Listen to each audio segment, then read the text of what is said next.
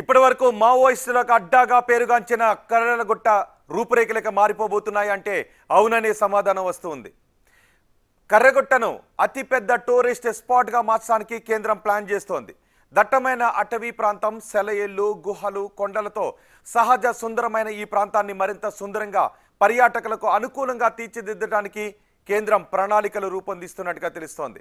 అంతేకాదు దేశంలోనే అతిపెద్ద సాయుధ బలగాల శిక్షణ కేంద్రంగా కూడా మార్చాలి అనే ప్లాన్తో ఉంది. కేంద్ర హోంమంత్రి అమిత్ షా ఆధ్వర్యంలో రాయ్పూర్లో జరిగిన మావోయిస్టు ప్రభావిత రాష్ట్రాల పోలీస్ అధికారుల మీటింగ్లో దీనిపై చర్చ జరిగినట్టుగా తెలుస్తోంది. తెలంగాణ, ఛత్తీస్గఢ్ మధ్య కర్రెగుట్టలు విస్తరించి ఉన్నాయి. వచ్చే ఏడాది మార్చి 31 నాటికి మావోయిస్టుల ఉనికి లేకుండా చేస్తామని చెబుతోంది కేంద్రం. కర్రెగుట్టలో దాగిన మావోయిస్టుల అగ్రనేతల ఆచూకీని కనిపెట్టడానికి ఈ మధ్య 10,000 మంది బలగాలతో 21 రోజుల పాటు ఆపరేషన్ నిర్వహించింది. ఈ క్రమంలో జరిగిన ఎన్కౌంటర్లో 30 మంది వరకు మావోయిస్టులు చనిపోయారు. మిగిలిన వారు తప్పించుకున్నట్టుగా భావిస్తున్నారు.